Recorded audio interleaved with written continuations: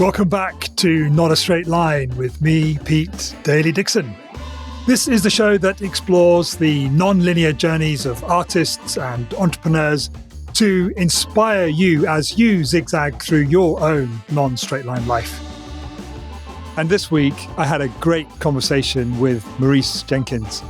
Now, Maurice is the first Not a Straight Line guest recommendation that we've been able to schedule onto the show, provided by Oriane Dintz.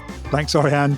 And while this was my first time getting to know Maurice's story, it really felt like fate to bring him in for a conversation.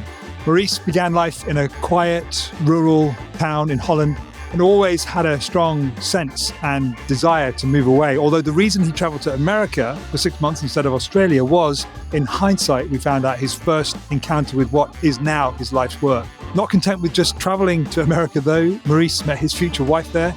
Eventually, they settled in Sweden with just a few zags in between, not least of which back to Holland, which he was sure he had left behind.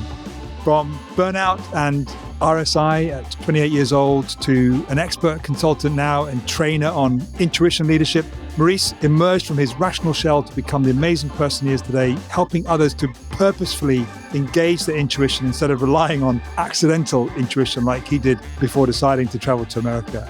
The more we talked, the more I connected with his approach to life, and I'm just so thrilled and delighted that our lives have intersected in this conversation. Listen in, and I'm sure you'll hear why.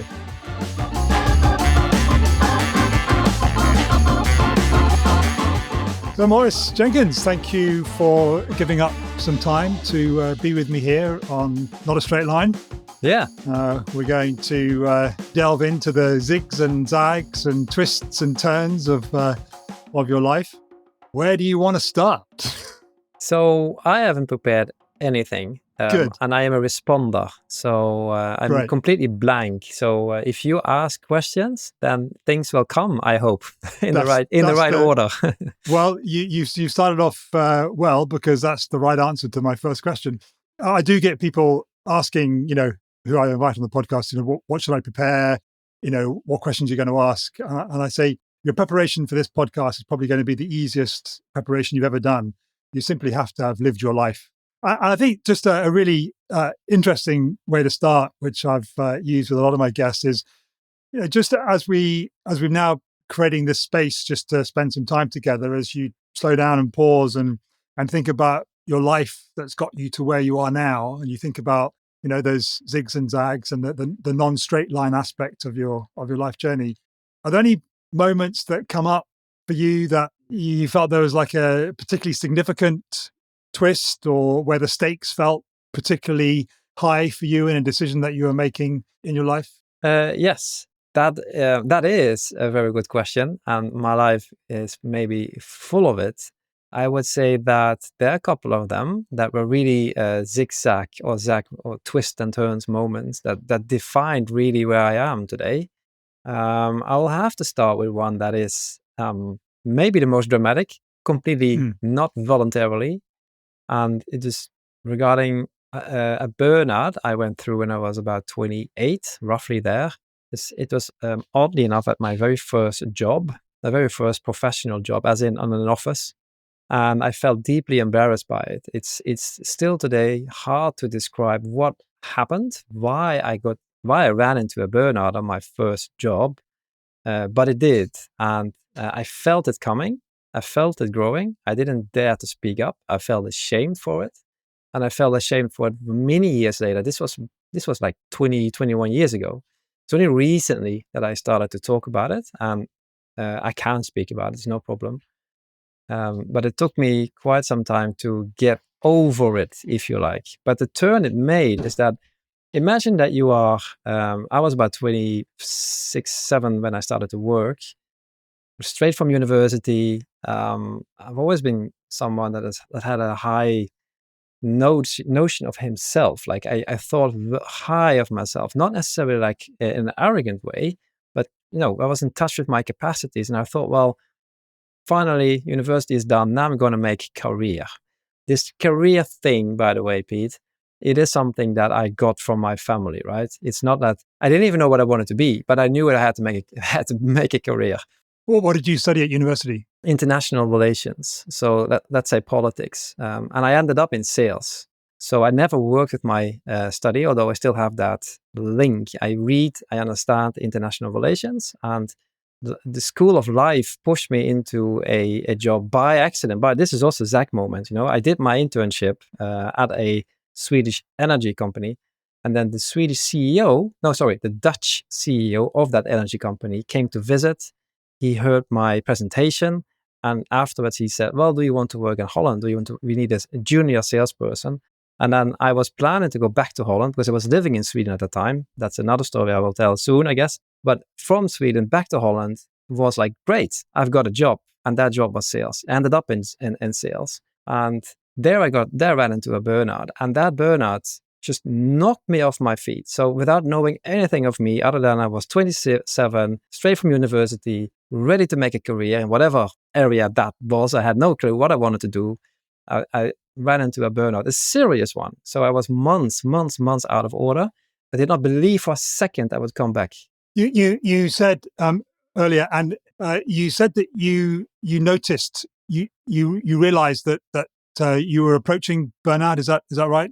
Yes. What were you sensing? What were you feeling? Enormous amounts of stress, inner stress, a lack of trust in others, highly irritable, so very quickly angry, annoyed with a lot of stuff in my life. So I was also driving back commuting, like it's roughly 35 kilometers in the Netherlands from a city called The Hague to Amsterdam. And it's only 35 kilometers, but in rush hours, it's going to take 1.5 hours. And I was ready for road rage.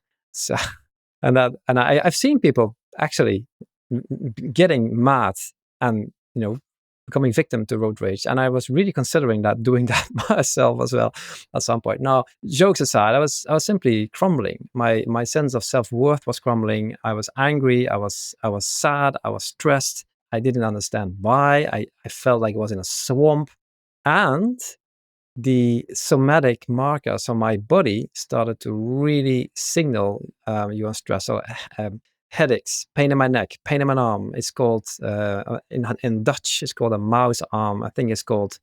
I'm not really sure what the English version of it is, but you can't move your arm anymore and your wrists because of the mouse. You can't work any longer in an office.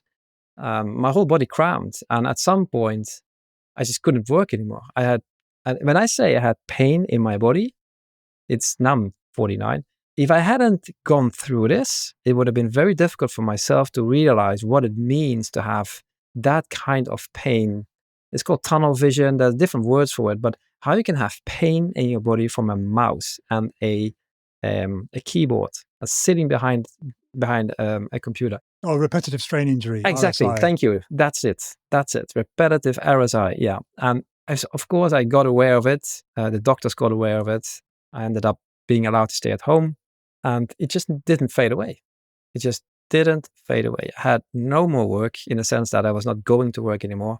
I was at home. I was officially ill, but I was strong. I could go to the gym. I could carry, I don't know, God knows how many kilograms, but I could not sit behind a desk. And of course, at some point, I realized that that's all in my head. I started to realize that it's in my body, yeah, but it starts in my head. And at some point, it was roughly almost a year into this, I was about to end up at the end of this sickness program. In Holland, there's this thing that after, 10 or so months, you come to a point where you have to make a choice. Either you go back to work or you will be written off indefinitely. You're not even allowed to work anymore at the time. And that scared me even more than going back to work. So we went on vacation, and where we were on vacation, my wife told me that we were like weeks away. I felt great, but we had 1 week left, and I started to get very much afraid again of going back to work. And immediately, I got repetitive strain injury in my head, neck, arm, body. We were sitting somewhere in Thailand, and I felt the symptoms. And she said, you see, there's no computer here. I was afraid of a computer, but ultimately, this is not about a computer. This is something else. It's in your head, and it's very confronting. So this is the battle that I've been fighting since then, in the sense that not just the coming back to work. I mean, this took me It took me at least 5 years because I really thought I was never going to work in an office again. I was joking, like the only thing I can do is become a guard in a forest, walk around in a forest and guard trees. I was actually up for it. I love forests. So, but it took me years to get back into an office. But the real struggle from there, and that's what I can see today, and that's the Zag moment, if you like. The real struggle is that this put me on an inner path, a path of inner development. So I went from this idea I have to make a career, God knows in what, but I need to have a career, to understanding myself and listening to myself and not overruling my body symptoms and understanding what I'm doing and taking notice of other people and reading the room and reading myself. And that inner triactum, which has been going on since then, with help of other people, by the way, there are 3 people that have, without those 3, my mom, my wife, and a very good friend in Holland, without these 3 ladies, I would maybe not even be sitting here. I was so depressed. So it's really thanks to them and thanks to this lesson that life gave me that I've been on a triactum of inner growth, trusting self, trusting my inner signals, understanding what they mean. And this is work in progress. And this has elevated me, or my inner me, if you like, to the point where I can... Actually, I work with it today. It has become my work, but it wasn't my work at the time. I love how we've just gone from a moment in time to kind of overarching. You just touched very briefly there the work that you're doing. I'm really curious to go back the other way to the young Maurice. Yeah, good. Just to find out a little bit about where you grew up. Did you have any siblings? What was your environment like in growing up that kind of led you to this belief that you needed to have a career? So just tell me a little bit about your childhood. I'm really curious about that. Yeah, so it's a double-faced, if you like. I grew up in a little rural village in southern Holland at the border with Belgium, sort of squeezed in between Belgium and Germany and maybe northern France even. But anyway, it's south of Maastricht. It's literally at the border with Belgium. So from my from my parents' house, my room was the attic. So from my attic, I had a 360 on that area. And if I would listen, I would hear cows, I would hear church bells, I would hear like the normal rural sounds, if you like. Sounds idyllic. It sounds like, yeah, and there's an idyllic attached to it for real. The little village has a lot of white buildings. They're painted white, very much picturesque, if you like. But there's also another side to it. It's very conservative and constrained in what you can do and think and say to some extent. From my attic, I realized that many years later when I was an adult, I could actually count 5 church rooftops. And what I love about it is I love this. It's Catholic, right? So I love the bells. I love the sound. I'm not religious, but of course I grew up religious. As a very young kid, I could read the Bible. I could say I don't know. I don't even know how to call right now, but I could do the prayers, right? That's how I grew up. I was drilled, and this is the other side. If you grew up in such an area, there's only one way of being, if you like. You're a rural boy. There's an influence of religion. There's an influence of conservatism. There was no Google at the time. You had your friends, and that's it. There's no more than that. So you grew up in a certain area and with a certain culture, not the most open-minded, nice people overall. I mean, there's nothing wrong with them. It's just not, the big apple. It's different. And it's created my outset, the view that I had on life. So it sets expectations, I suppose. Well, the expectations come from my dad, really. He had high expectations of himself and of his sons. I still have one brother. And so from my dad's side, that's the analytical family, if you like. Lots of piano players, if you like, people that studied, became professors or doctors at least. There's a very logical-minded, mentally creative line coming from my dad. Very much academic is the right word, intellectual. Is your dad an academic? Is he Yeah, he was a lawyer. Yeah. And from my mom's side, it's more, if you like, from my dad, the brains, if you like, and from my mom's side, the heart. Well, my dad has a heart and my mom has a set of brains. But from my mom's side, it's more like the warmth, the family, the coming togetherness. It's a different vibe, if you like. So I'm blessed to have gotten both. But initially, I grew up with a setting where it was like there was no doubt I would go and study at a university. There was like, there's never been a choice. I'm happy that I could. Of course, people would call themselves privileged, but it was neither a discussion with me nor there was any other way. It was it was defined. You're going to study, period. Whereas I now, as a grown up, I can see, well, of course, but maybe I could have done something else between school and university. Maybe see the world and widen my vision. There's other stuff in life than a book. If you knew then what you know now, is that what you would have done? You would have taken some time out to travel? Yes, absolutely. Yeah. And I hope our son will do that. Yeah. Why? So, I've always loved to travel. I don't have any hobbies. So some people collect stamps or something, or others love marathons. I like to sport, but mostly I like to travel. I love different cultures, not the type of travel that you are somewhere and that the tourist guide tells the whole bus, tourist, take picture. That's not the kind of. I love to be there. I love to merge myself in a country. I love to feel it, and be there and say the real wherever you are, not just the big city, not just the air conditioned van, the real feeling of it. I just love that. I love the differences. Do you have any sense of, it's a hypothetical exercise, I know, but do you have a sense of how your life might have turned out if you had done that, if that had been an option for you? That's a good question. So I did travel later on. Started to travel as soon as I could during my study. One of my the last 2 years, I applied to study in the US. I ended up in Charleston, South Carolina, and there I met my wife. She's from Sweden, so now that's why I'm living in Sweden today. That's the other zigzag I thought would mention to you how that came about. But so I have traveled, and I still am traveling. So maybe the difference is not that big. But I do believe that if I had traveled before my study, I would probably not ended up where I studied. I studied in north of Holland, in Groningen. There's nothing wrong with it, but I think I would have stayed abroad. I may have not. When I went away from Holland, when I took the plane to the US to study abroad there for half a year, I knew I was not coming back. And if I had traveled earlier, I had not come back either. Interesting that you used the turn of phrase there, ran away. Did I say that? Yeah. Yeah. So for some reason, I always wanted to leave Holland.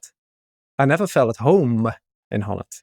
I can't describe exactly why, but it's I feel often more at home somewhere else. I still have that. When I set foot on Dutch soil, I don't feel at home. I wonder if the listener can resonate with that, and the sense that just because you're born somewhere doesn't mean that is has any particularly special place in your life. I certainly resonate with what you've shared of your journey so far. I was born in England, but brought up in Hong Kong. Did all my schooling there, and I don't feel that England is my home. But I'm sure that if I lived in Hong Kong, I wouldn't feel that was my home either. I think I'm a bit of a not a nomad as such, but yeah, I really hear what you're saying in terms of not feeling at home in Holland. Do you feel it at home in Sweden? Yes, I do. It doesn't mean that I only want to be in Sweden. I can see myself in other countries too, but I feel at home. Yeah. When I grew up, that little village, there's a very homey touch to it though. In that little corner of the Netherlands, it's, as I said, at the crusp, if you like, at the cross points between Belgium and Holland, and there's a river flowing. It actually starts in Switzerland. It's then finds its way through France very slowly, very wide, it's moving forward through Belgium, entering Holland in IJsden. That's a little village. And there's one particular point where you can see that river very, very wide, slowly moving massive amounts of water, but very slowly coming from Belgium into Holland. And when you're standing there, there's no marker. You can't see. Somewhere there's the border. I can see the other side, and of course there's a church at the other side, a Belgian church. It's the same Catholic culture over there. But you wouldn't. Nature, I have this historical mind. So when I see that, I see another filter. I can see the Middle Ages. I can see away the houses. It's just nature that's left in my mind. I can see the river. I can see the trees and some people walking around, some cows. And you wouldn't be able to tell if it's Belgium or Holland or France. And in the old days, this part of the Netherlands belonged to Belgium and then to France and then to the Roman Empire and then to the Spanish and sometimes to the Germans. And so the people over there speak a language that is not Dutch either. It's like French, German-ish, is sort of. And the people on the other side of the border have the same history. So maybe that's where I got this instinct from. Like I want to move away. I want to see what's on the other side. I don't want to stay here. I want to move away. I want to flow with it, with that river. And upwards, north, or downwards really, north, you will end up in Rotterdam. And upstream, south, you will actually end up in France and then Schweiz, Switzerland. So what I'm trying to convey, I think, there's a longing. There's a melancholy. Longing for what's on the other side of the river, quite literally. How are people there? How does it feel? Language, and two languages meet there. So you have the French language and the Latin and the Germanic language is meeting right there. And there's tension there, sometimes good, sometimes bad, as in Belgium there's this fighting going on with the French and the Dutch speaking people. But if you would follow that breaker, the line where the Germanic languages and the French or Latin languages meet, you can trace it back all the way from Holland, then Belgium, France, part of Germany. You can go through Switzerland, Italy, and end up somewhere in Slovenia. That's where the cultures meet, and it's on that. Literally the borders. It's not just a border on a map. There's a cultural border too. There's a linguistic border. And all of a sudden, if you're on the other side of that line, people have a different name for the same thing, like car gets two names. And I grew up with that. I grew up with people speaking 2 or 3 languages. And maybe it's that, maybe that triggered in me. I don't know why, but it has always triggered in me, like, how is it on the other side? Yeah, I love that metaphor, how is it on the other side and the other side of the river? Because that also speaks to me that to get to the other side, there is a journey. You have to go through the river to be able to get there. It speaks to me also of the arbitrary nature of these boundaries and borders that we create between ourselves and others, between one country and the other, because you go far enough back in time, it was just all one. and these borders are imposed by humans. And yeah, it's true. And you're right. So yeah, I was agreeing with you. You don't have to agree with me agreeing with you. So why international relations? When I remember that I deliberately picked that, I've always had an interest in history, so that can start over there. So I wanted to know what happened in the past. I wanted to know what happened on the other side of the cultural barrier, if you like. And this study, in my mind, this was my ticket to the world. That's what I said to myself. I'm going to study international relations. I will end up in another country. They will send me to wherever, Brussels. Well, thank God, I didn't end up in the European Union, Brussels bureaucracy. But still, this was my ticket to the world. That's how I saw it. Yeah. So it wasn't entirely arbitrary then. This desire to run away from Holland kind of informed your choice of study to give you a ticket, if you like, to, I've got a degree in international relations. So I don't know if you were thinking of talking to your father about it, but like, I've got an excuse to leave. I have to go and live internationally because I've got a degree in international relations. Was that part of it for you at all? Yeah. So it was definitely my way to the world. I wanted to see the world. Basically, I didn't want to stay in a little village, and I didn't want to stay in Holland either. So this, the Holland and my village and all my parents, they're not evil people. It's just that I felt confined. I was too curious, and like this little bird that wants to fly away and discover the world. And maybe that bird comes back one day and says, well, the best place on earth is my home village. Who knows? But for now, I'm still flying away. So, and where did you go first with your new degree in international relations?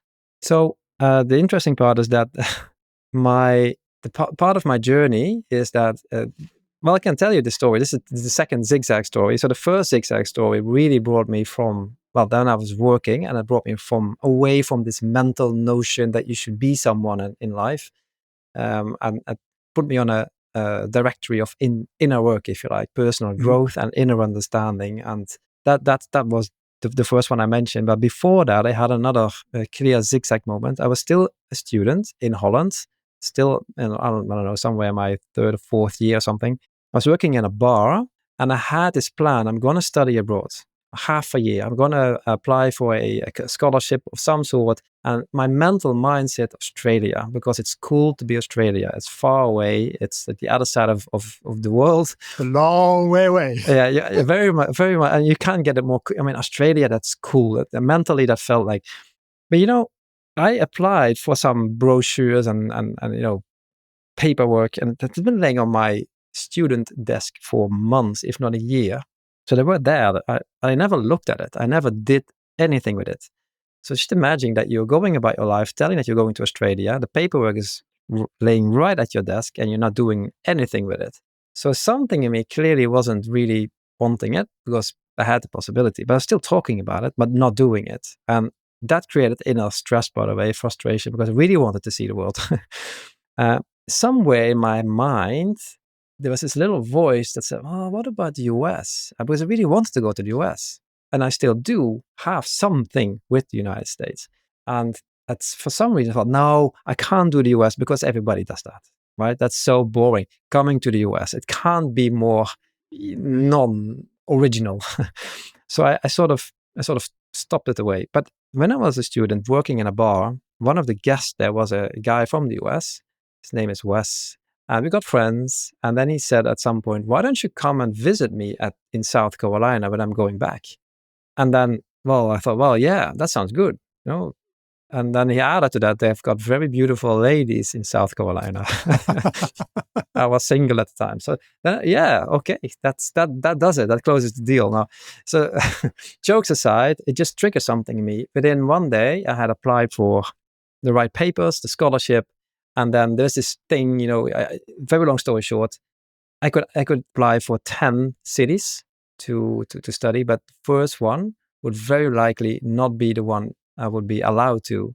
This is strange system that, they have a competitive, way of ranking you, and I would not be competitive enough. So I would not come into. So long story short, on the list, I added Charleston, where Wes was living, on the second place. So that was my real bet. The first one was San Diego or something. Everybody wants to go to San Diego. So I knew I would not get it. All the 10 cities, all 10 were in the South at the beach, basically. It was the only thing I wanted to do. I wanted to have a beach life. So, and I ended up in Charleston. And I ended up in Charleston with my friend, Wes. That was and I had one plan that was to have a lot of fun. And when I was done there, I would apply for an internship in the US, and I would stay. That was the whole idea. I was single, did not want to. Came out of a relationship that I wasn't happy with, and I definitely was not interested in a relationship whatsoever. Took 4 weeks, and I met my now wife. After 4 weeks, I got together with her. I was like, I was very happy, in love, nothing wrong with it. But isn't it ironic? I do want to. I want to hear the story about how you met. Yeah. But I want to go back a little bit and just explore a little bit what you were talking about, having the desire, having the papers and the information about going to Australia and not doing anything with it. Because in at the 30,000 foot view now, looking at your life, you made absolutely the best decision. You ended up with a life partner, and you've got children or a child together, and but in the moment, that if you listen to society in inverted commas, it's like you're procrastinating, you're being hypocritical, because you're saying one thing and doing something else, and all the things. Can you speak to anything about that, like that moment, but from a kind of broader perspective? Yeah, I can. So I would have to add a little bit about what I do today. As you know, I'm having my own podcast called The Intuitive Leader. And also, my company is called The Intuitive Leader. And I help people with inner trust, building up their capacity to trust themselves and to trust their own intuition. And from there, I also work with different kinds of intuition, or let's say different channels. And one of them is body intuition, and one of them is gut feeling, one of them is heart intuition, and one of them is intuitive mind. Intuitive mind is the one with the best ideas. Body intuition is the one that gives you energy. And now, the now Maurice, if you like, understands what was happening to the then Maurice. So my intuition, my body intuition, was firmly against. If you have to drag your feet, if you can't get yourself to do it, if it feels heavy, if you don't want to, basically, your body is not ready to do it. If your body is basically like a mule, like a donkey, stubbornly resisting, is simply not doing it. But where does that come from, though? I mean, this is just fascinating to me, and I'm sure to the listener as well. They'll be able to, reflect on moments in their life where they've thought they've wanted one thing, but they've done nothing about it, and maybe very well feel guilty about that. Yeah. So it's a bit of a it's a bit of a story to deep dive, but the essence is that once you have understood how your intuition feels, your inner resonance signature, how your intuition feels for you, how it differs from fear, how it differs from fantasy, how it differs from wishful thinking, and how it differs from, the fear of stopping you versus the fear of drawing you out of your comfort zone. Once you are there, it's easier to recognize that this part of me is intuition and the other part of me is laziness. So in my case, at the time, I wasn't aware of it though, but in my case, it was clearly intuition. I wasn't lazy at all. I was working. I had side jobs. I was doing my study. Yes, never been lazy in my life, really. But lack of body intuition that simply was blocking me. The moment the US option fell through in me, it's sort of like pling, that moment, everything shifted. So first of all, I got a lot of energy. I wanted to do it. So I was applying for the papers the day after. And I think within a couple of weeks, I had it fixed, including the financing part, because I had no money. So and you have to pay for it yourself. So there's no account somewhere that pays for it all. So within weeks, it was basically organized, and I had the intuitive mind gave me the ideas, the flow, the inspiration. The body intuition gave me the energy. Gut feeling, we haven't mentioned. That's your yes, no, your basic yes, no. So that was a huge yes, That was for me, it's a flare up. Quite literally, my gut feeling is a flare up from my gut, from my stomach area, all the way to my throat. And is that a physical sensation, you mean? Yes, very much. Yeah. And intuitive heart is what you love. What is your truth? What feels true to you? If a person says something, do you buy that? Do you trust that person? That's your heart intuition. And here, looking back on it, all these four elements were green, the green light. I got the energy, I wanted it, I loved it, I trusted Wes. I knew I wanted to go to the US. I knew that already, deep in me, not admitting it.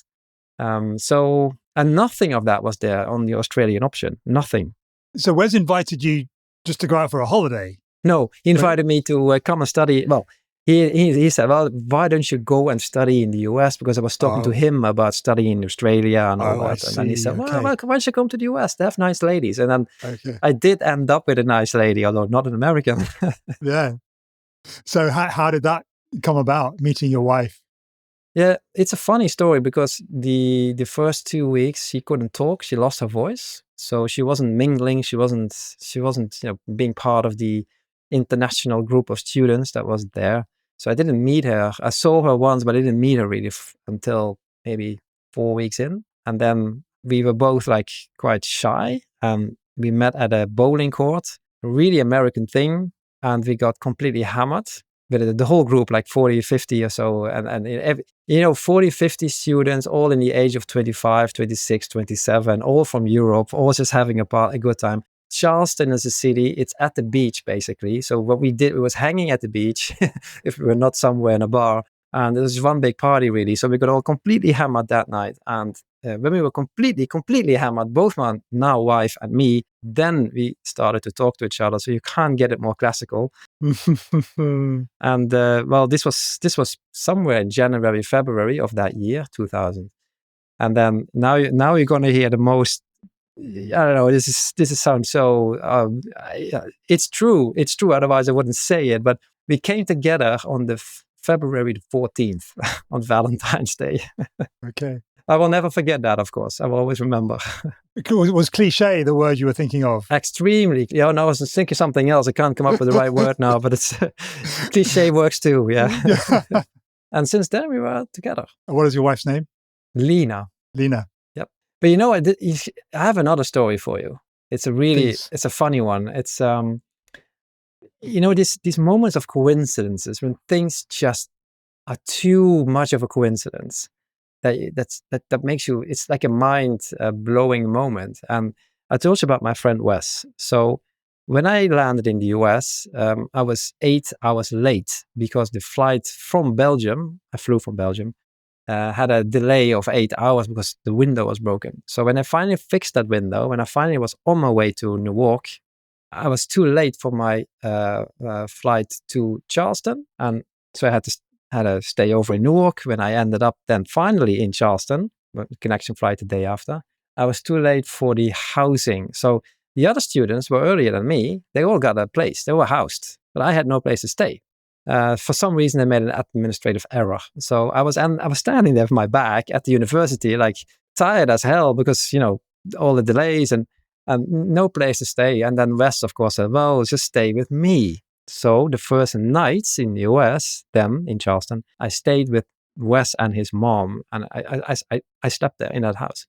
So fast forward now, let's say 3 or 4 weeks, I had to stay in different dorms and stuff, but I ended up in a house with 4 housemates, and I still know the name of that street. It's actually Meeting Street 19. I have a picture here in our house. It's still beautiful. So one of my housemates invited us for a dinner, with a traditional Southern dinner, and I realized, Pete, I have to back a little bit. So sorry about that. I like it. It's not a straight line. No, it's really not a straight line. But I forgot to mention that when I was sleeping at Wes, when I was at his house, he had a pickup, and he brought me one day to a place where we had to pick up a jukebox, and the jukebox was to be brought to a man that could fix the jukebox. So I was driving with him through Charleston.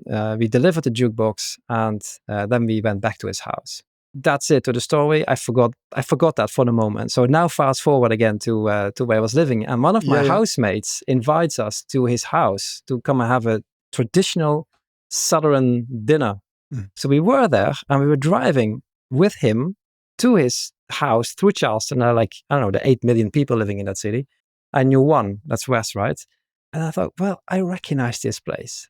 I've been here. And then the others told me, like, you are a little bit crazy now. You've been drinking too much. You haven't been here yet. You can't recognize this.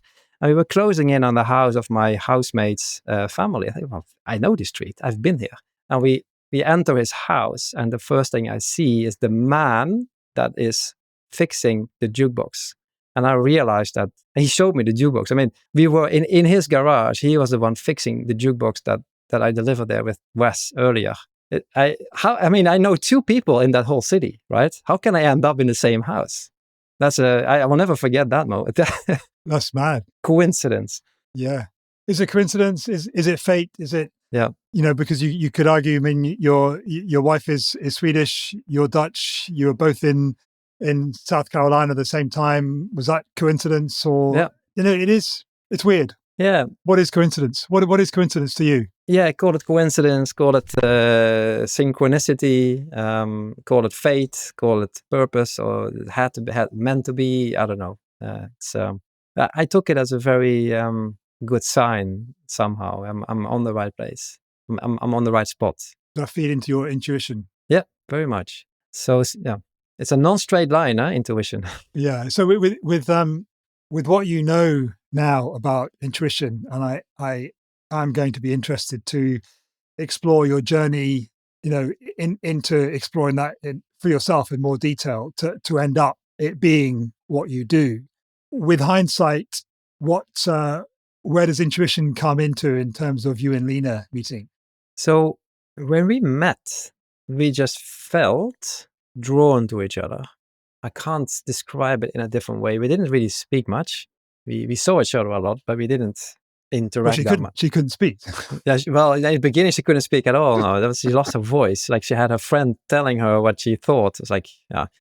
So we ended up next to each other all the time. And for some reason, if bodies are drawn to each other, you simply want to be with that person. So we didn't actually say that much, but we were always standing next to each other. It's like a little bit awkward, standing next to somebody and not saying that much, but it's like, you feel it's right. I felt calm. I didn't feel I wanted to be there. And my mind was frantically thinking like, what the hell? What, the one-liner, the openings, So, but nothing really intellectual came up. It was just standing there. And at some point we started to talk to each other and we were absolutely hammered. So then we started to speak. And from that moment on, I can only say that body intuition was very strong, heart intuition very strong.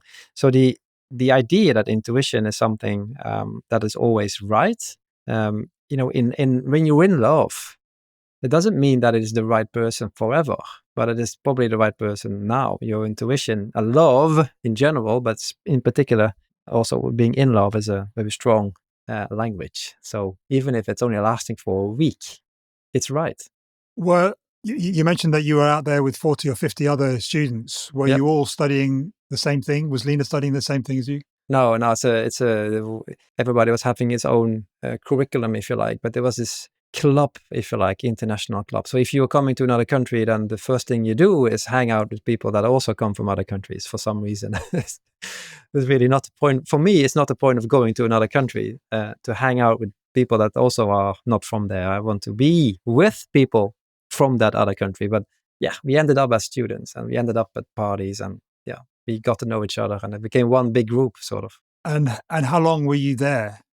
Roughly half a year. So one term of study, and then we had a spring break in Florida, and then we had after the term we went to the north.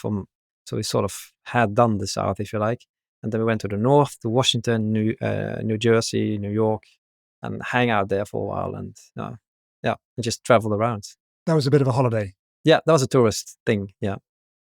For 6 months? Were you away for a year? No. All in all, let's say roughly 6 months. So okay, then you're away. And that was that in the middle of your studies in Holland? Yeah, after just sort of trying to figure out where it fits. Yeah, so that's sort of the next last thing. After that, I had to write my essay, or how do you call that? The thesis. The thesis, yes, and that took me a year because I was then living in Holland, then living in Sweden. I was sort of traveling back and forth, and I really couldn't care less about my study, to be honest. I just wanted to travel. And be with Lena. Yeah. And yeah, absolutely. Yeah, to Sweden. Yeah. So the first year or so, we lived in Sweden, 2 poor students. We had no money. I found life to be exceptionally expensive. I could not understand how people can own a car, like unimaginable to me at the time. And from 1 year Sweden, then I got that job in Holland. So we flew back to Holland and lived in The Hague for 2 years. And after that, my wonderful burnout, we flew back to Sweden. I started over. The irony, I suppose, is not lost on you that you studied international relations to get away from Holland, and your first job ended up back in Holland. I'm guessing that wasn't by design. No, actually, no. And this is actually the first time that I reflect on that. That's a very good one. That's a very good one. That's irony, right? Yeah. Flying away, and the first job is in Holland for a Swedish company. So I could, how do you make, you don't make the stuff up. No, you want to. So no, I know. So as you do reflect on that, what's coming up for you? Well, you said it's not by design. it was certainly not by design by me, but maybe it was by design, by life, right? Life seems to have a will of its own. So all these moments of synchronicity, these circumstances, these coincidences, looking back on it, there's certainly a path. There's certainly, I mean, if I look back today, where I am today, what I've done in my life, how I grew up, how this seed of internationalism, if you like, was planted and got to grow there, and how I went on to study, and that's very much a rational mental exercise. You're only reading books and writing theses and all that. Then I ended up in sales after that, which is very much a social exercise. You're very much talking. You're writing an offer, but it's very much you need your empathy to get somewhere. You don't need your rational mind. You need the ability to present.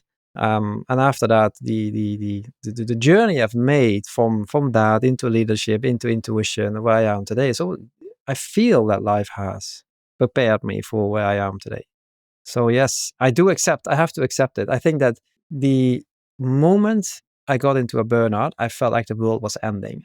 I was only in a black mode. It's just dark place to be. It's not, there are a lot of people that feel a little bit burned out once in a while maybe, but if you are burned out, if you're like on the edge of tipping over, like not coming back, that's so scary. The depths of like, if you can't feel fixed ground anymore, like there's no earth under your feet, it's just an empty or black hole.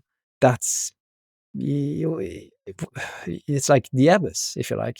It's undescribable. It's only in your head somehow.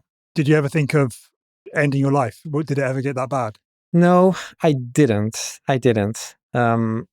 But I did not see a path forward.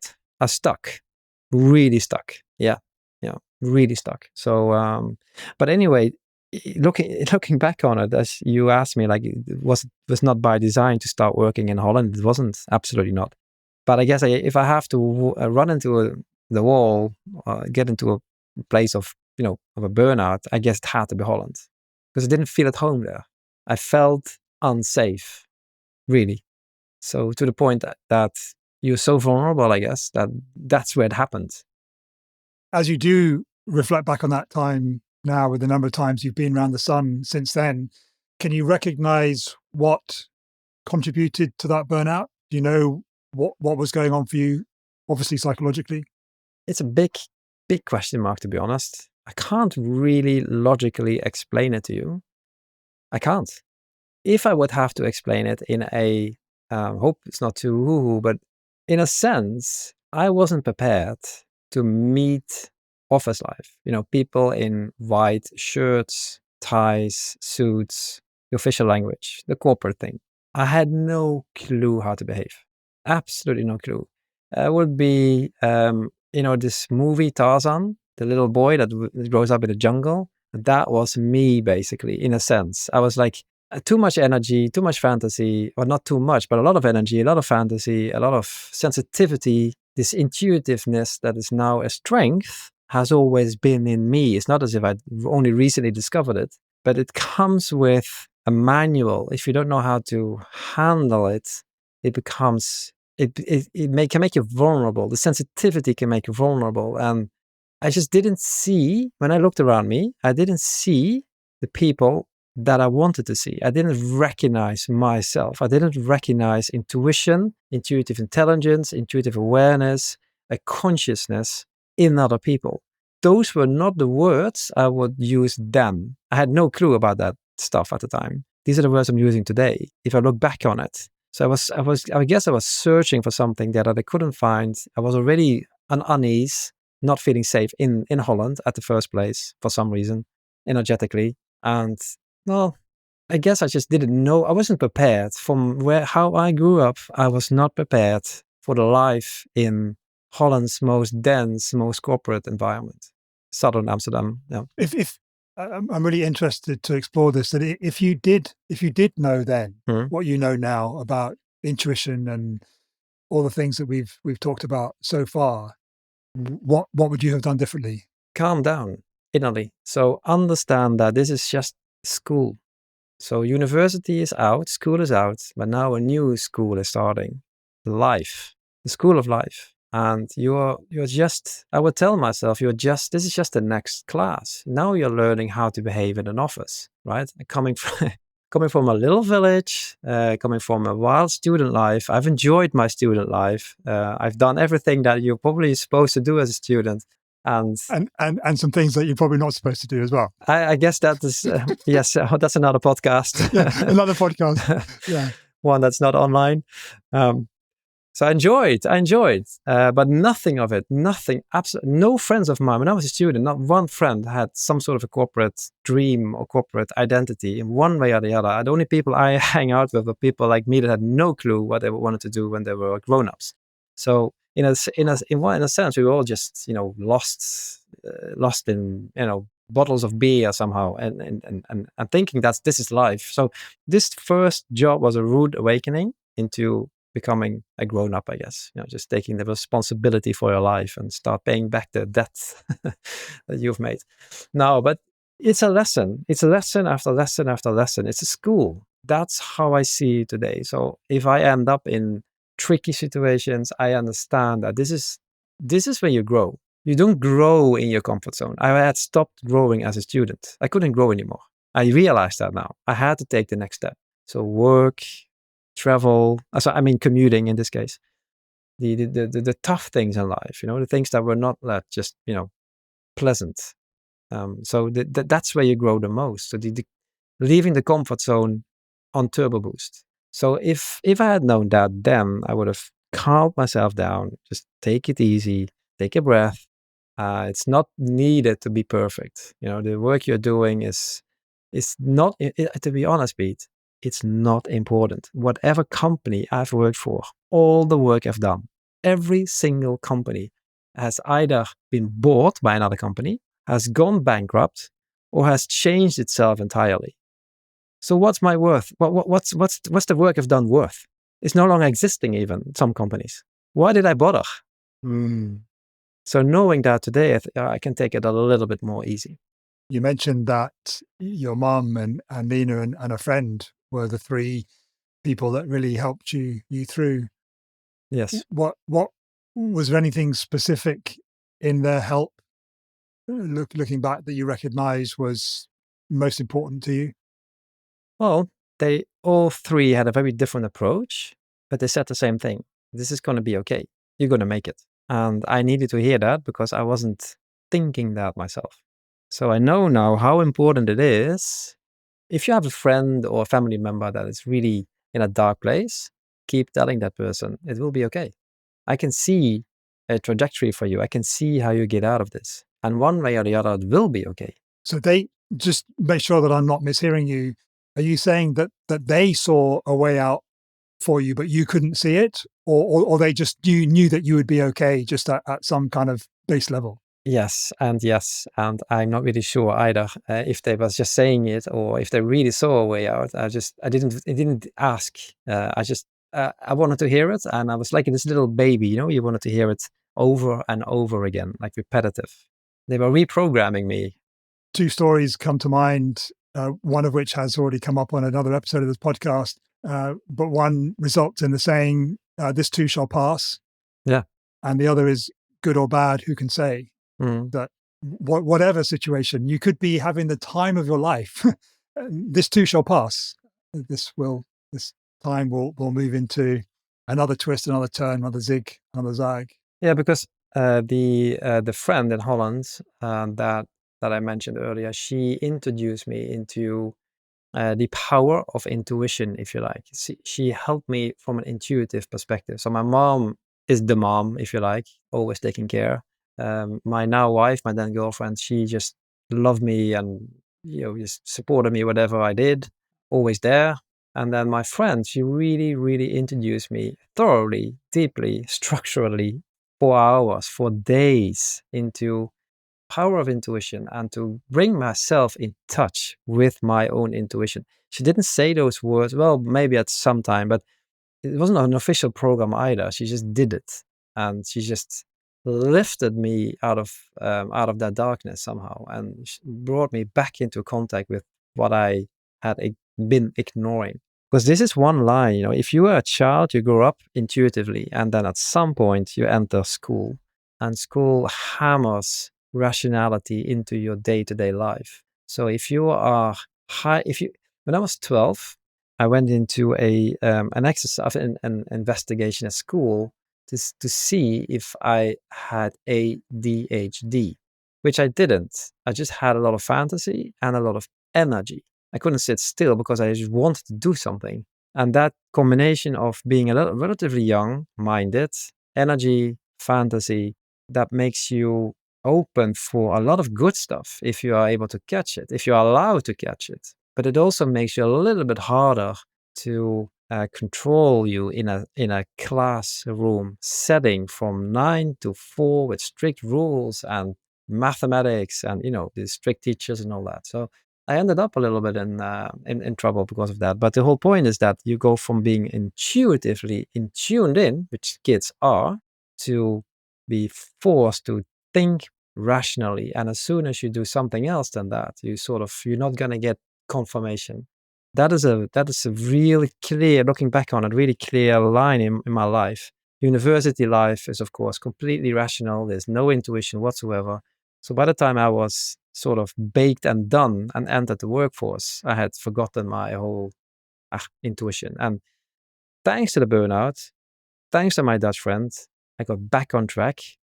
Long, steady, gradual process of interoceptive work, looking inside and really digging in. What is me? What can I trust? What is something else? What is just fear? What is a reaction? What is instinct? So sort of decoding the act of knowing. So this is it. Like the way I define intuition is knowing, a sense of inner knowing.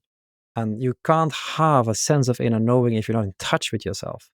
And this whole episode of running into a burnout forced me to become in touch with myself. It's probably the best gift life has ever given to me. Yeah, absolutely. You did say earlier, Maurice, that you didn't, when you were in your first place of work, you didn't recognize intuition and these things in other people. But you've just said there now that what I heard you say is that all children are intuitive. Yeah. That we are born with an intuition which society and whatever kind of hammers out of us. Do you think that it's always there, or do you think that you can actually lose it if you don't get the gift of a burnout, so to speak? The scary answer is that you can end up somewhere in a very dark place with this bitter old person that basically has lost touch, that the bridges are basically burned. It's basically an impossibility. It's possible though, but it's so hard that it's no longer feasible, I guess. The good news is that it takes a very long time to get there. So another way of saying it, intuition is always there. It is imprinted in our DNA. We cannot not be intuitive. Actually, the way we see ourselves as rational beings. We like to say that. And oh yeah, we have this intuitive mind or the emotional intelligence behind it. But really, we are intuitive beings that have the capacity to think rational as well. And we cannot not be intuitive. It's actually who we are. It's imprinted in our DNA.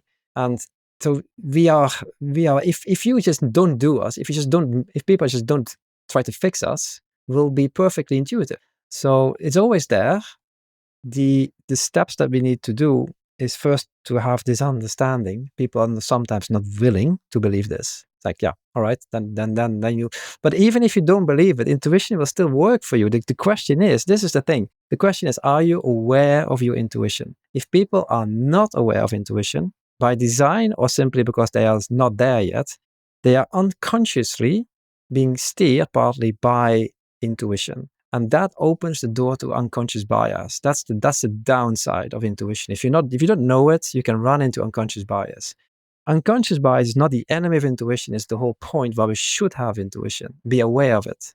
So the moment we start becoming aware of something, we can consciously choose something about it, do something about it. And this is the whole point with intuition. It's there. You have to learn to catch it, to be aware of how your intuition feels. From there, from that moment, you can consciously do something with it. Make a decision, listen to intuitive thought, listen to your heart, listen to you. Something is off with this meeting. Something is off with this person in this meeting. I don't know really what it is. You better listen to it. So reflect on it. Reflect on it. Yeah. Think about it. Yeah. So that's the next step, to decode it, interpret it, and then to translate it into meaningful action and do this ongoing. So it's not just a one-off. Now I got my intuition, I can run with it. No, it's the idea that you do this over and over again. It's like connecting to the Wi-Fi. You don't connect once, send your mail, and then disconnect again. You stay connected. That's the point with intuition. Read your data and use your intuition. And here's why. People say, in Sweden at least, we are data informed. Or even, no, they say we are data steered. We allow ourselves to be steered by data. Then I say, no, you are not. Because intuition is the sum of every experience you've been through, stored in your body as tacit knowledge. And tacit knowledge is not something that I've come up with. There are complete organizations, global organizations, that are dedicating themselves to get tacit knowledge out of organizations into explicit knowledge so people can learn faster. It's gold. It's worth gold. So everybody has tacit knowledge. That is data stored. So listen to the data that's at hand and listen to your intuition that brings data from every single moment of experience that you've had into your awareness. So if you're really data steered, or I would call it data informed, then you have to listen to your intuition too. Had you done that? I would have noticed the signals that my body was giving me that I was not doing well in my first job. Something was off. Listen to it and doing something about it. Yeah. I'm glad you went there, because I was. Do you think your intuition was telling you not to take the job in Holland on reflection, and that you went against your intuition? Or yes, you're right. You're right. How do you know that? There was one moment in time where the then Dutch CEO had given me this offer, and I said yes. But what did I say yes to? I said yes to the idea of having a job in the Netherlands that made it easier to make that switch back to Holland, because we had no work and no place to stay. We were looking for something to do, and this was a way out, sort of. But then he told me what to do in sales. I had no clue about sales, but I didn't feel good. I had no good feeling about it. I remember that. So I was really, again, not making the decision. I was waiting with that decision. And then he called me and I said, well, you know what you do? Just think about it a couple of days. Call me back and say, I've thought about this. I really want to build a career in sales. I love the energy sector. I really can see myself starting here my career. Call me back in a couple of days. Tell that to me, and then we're done. And then I thought about it, and nothing of that rang true to me. Nothing, absolutely nothing. But I called him back and I said, yeah, I can really see myself having a career in sales. I love the energy sector. I can see myself starting here. So what did I say? I said everything that I thought. It's almost like you disassociated a part of yourself to be able to say that. Self-betrayal. Wow. That's the right word. Strong words. If you don't, yeah, but it is. If you don't listen to your real feeling, the real you are on a path of self-denial, self-betrayal. That's how it feels today. If I now don't follow my intuition, I know I'm going against the real me. It's self-betrayal. So what if you're the listeners hearing what you say, thinking, okay, I'm in a situation now, but if I follow my intuition, that's hard. That's a harder path. It's like, maybe financially or emotionally or whatever. It seems like a harder path. It's going to be easier if I just, carry on as I am. What would you say to that? What do you say to that? Absolutely true. So at the time of my first choice, then I didn't know what I wanted to do. I had no clue. So I said yes to a job, basically, to money. Intuition, to answer your question, intuition is not here to make us feel warm, cozy, fuzzy, and comfortable forever. Intuition will pull you out of your comfort zone. For example, if there's a thought that's not leaving you alone, that's been with you for a very long time, and you're just simply not doing it, but the thought keeps coming back. And there's a strength behind it. There's an authority behind it. It's just pulling you into that direction, even if you don't really want it because you're scared of it. Now, this is the moment where you have to go through your comfort zone. There's a difference between fear of being paralyzed fear, like you really don't dare to do it because it's scary to walk down a certain alley. It's dark, you don't trust it, it's scary. Then I strongly advise you to listen to that and don't walk there. But intuition will pull you into a direction in life that's a little bit scary. It's out of your comfort zone, but it can still feel right, the right thing to do. That's that tension field, and I want to do it. I feel I have to do it, but I'm a little bit afraid for it. That's the moment where you probably should listen to your intuition. Maybe moving from self-betrayal to self-belief. Exactly. That's self-belief, self-esteem, self-worth, trusting self. Why is it? Why do I find the words of another person more valuable than my own? So if someone else had told me go to Australia, I may have gone to Australia, you know. But now it happens to be that someone told me, "Why don't you come to the US?" And I needed someone else to utter those words that resonated deeply with me and had done so for a very long time. There is a tension, isn't there? Because, we've already talked about your experience of your body intuition almost preventing you from applying to Australia, but because your other aspects of your intuition were there and came to play, that you went to America. That there is this tension that one part of my intuition is telling me this, another part of my intuition is that. So is it just that we need to wait until we've got all the information? I don't know what question I'm attempting to ask, but intuition is a holistic experience. So if you are, if you experience an inner division, like my head wants to do one thing or my heart another, then something is wrong, something is off. Then that means more information. Ultimately, if your body is drained, does not give energy, and if your stomach says no, it's a no. That's for me a very strong marker. As long as it's a no in my stomach, it's a no. However excited it makes me, if there's a no in my stomach, then there is still a piece that's wrong. It doesn't mean that everything is wrong, but a part of it is not right. I've come to trust that now. And I know that the moment it's a yes in my stomach, I do it, even though I don't know yet where I'm going to end up. Like starting my own company or Intuitive Leader podcast, or it's all intuitive, to be honest. There's no market research behind it. I just do it because I feel it's right. I'm kind of a little bit sad because I feel like we've only just scratched the surface of your non-straight line journey, because we started at your burnout and we went away and we came back, and we're now at a point where you're kind of recovered. Would you say that you? Yeah, I am. It's like a scar, I will never forget it. It's a mark. I'm marked by it, but I'm healed. I'm having office life since then. Yeah. What was the turning point out of that, would you say? The turning point was like, there was this moment. Well, when water has turned into ice, like a lake is completely frozen, and then at some point, one day, the ice breaks. Spring has come, and the ice disappears, and it's water again. It's difficult to say what day did it. It's like this process of stuff. But my mom, my wife, my friend, they help for sure. My inner work, obviously, the trusting myself. At some point, we were in India, my wife and I, traveling, and this is going to sound woo-hoo. I don't know your audience. Maybe they are open for this or not. I don't. So when I was in India, India healed me for some reason. And I don't mean ashram India. And we never seen an ashram. We have been just a normal, well, not normal. We've been going budget travel in India. That was not normal. But anyway, India healed me. There was something in India, in the land, in the people, in the eyes of the people, the feeling there. For some reason, we were there 7 weeks. For some reason, something there healed me.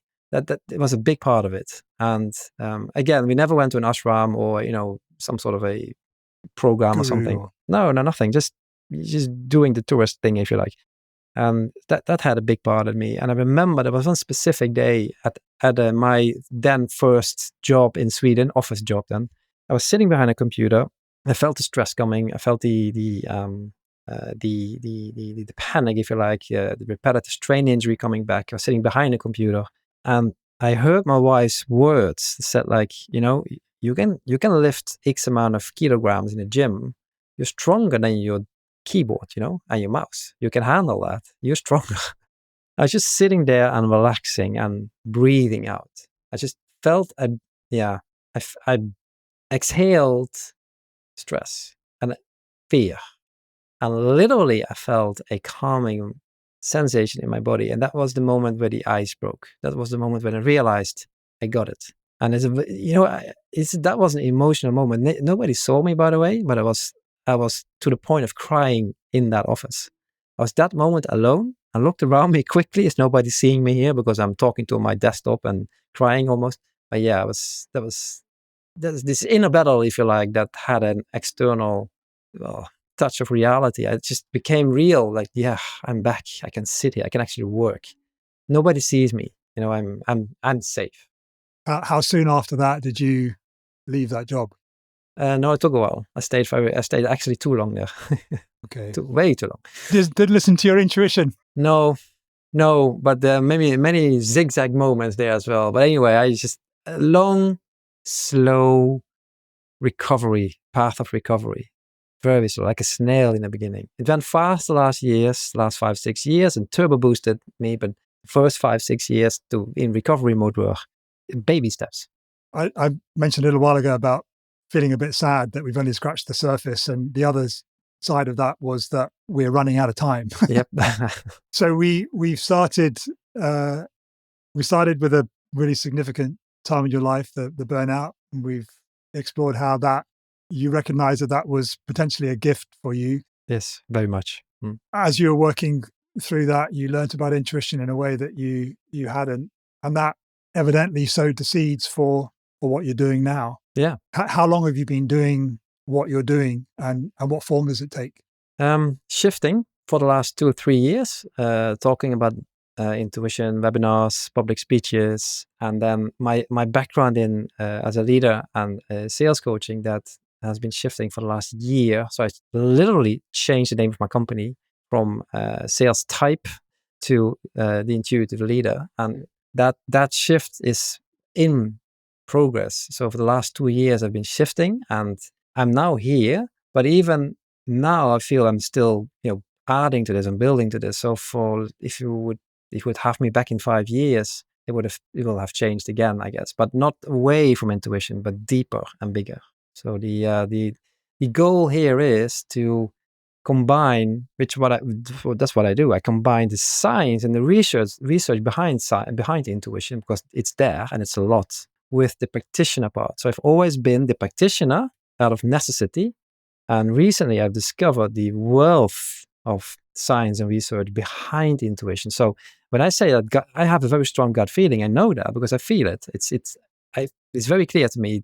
But gut feeling is real, psychologically real, biologically real, psychosomatically real. The nerves are there. The nervous system works like that.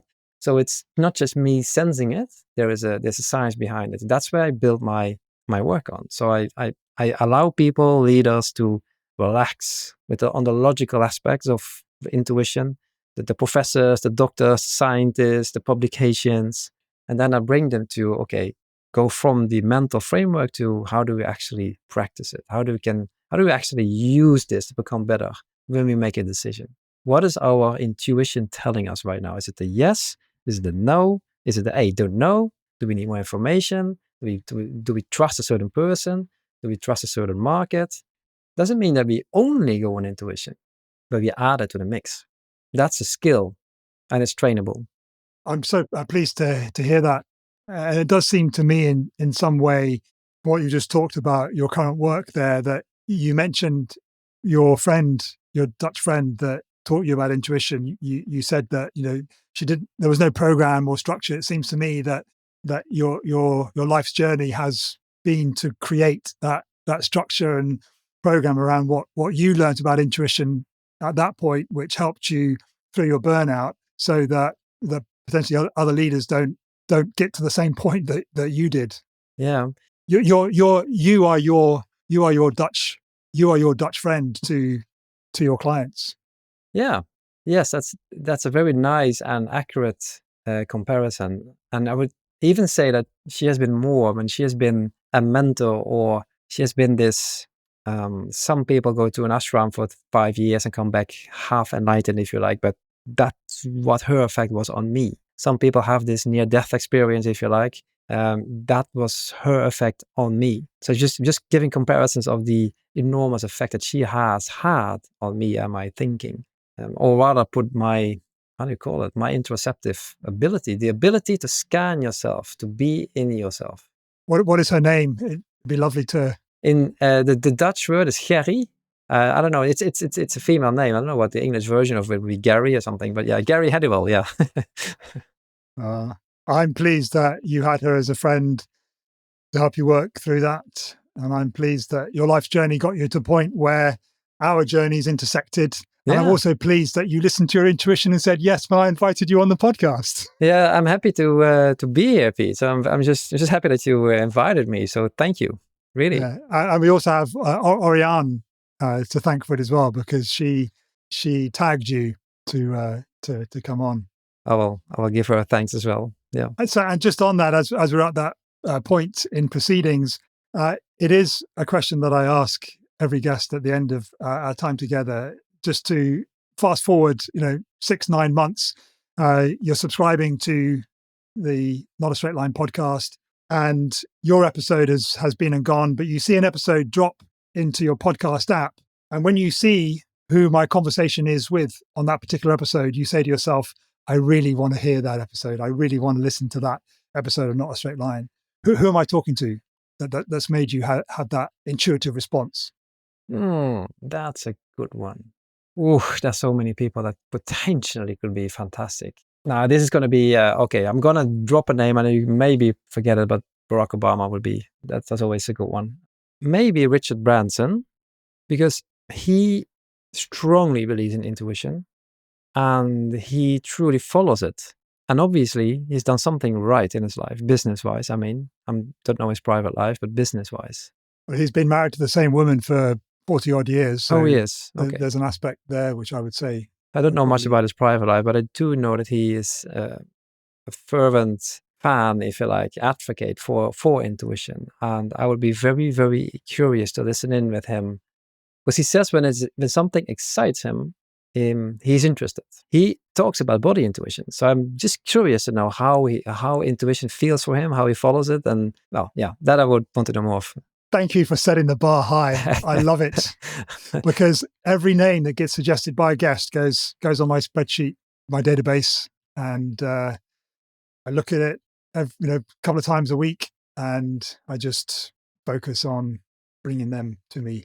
And if I come up with someone else that's maybe not that famous, if you like, then I will definitely I will give you a shout out. Yeah, I know just from the short time we spent together talking about your story, there is someone who I would like to know their non-straight line journey. That's Wes. Not a bad idea. He is. Yeah. Are you still in touch? No, well, no, not really. But we have had contact after the US. But yeah, we're still on very good terms. So I could ask him, see if he's interested. That'd be great. I mean, that's gone on my list. And if you were able to make the introduction, yeah, that'd be wonderful. Because he's such a pivotal part of your non-straight line journey. Like I'm building this map, if you like, of how all of our non-straight line journeys are really, they're all connected really in some way. Again, not to get too woo, but it's all one. He has a very interesting life. Lots of zigzags over there. He's been traveling, and he's been having his turning points in life. Yeah. Thank you, my friend. Appreciate that. Yeah, you're welcome.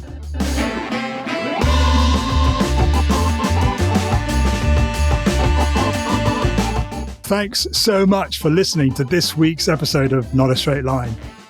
If this conversation helped to reorient your internal compass or inspired you in any way, please let us know by heading to podcast.notastraightline.life/rate and leave a rating and review. Thanks as always to Matthew Bliss of MB Podcast Services for his exquisite engineering of this episode. If you'd like him to help you with your podcast, contact details are in the show notes. And if you'd like to be a guest on the show, or there's someone whose non-straight line journey you'd just love to hear, then please visit podcast.notastraightline.life/guest. Thanks for being here with me, and I'll see you next week for another amazing, deep, inspiring non-straight line journey. Love you.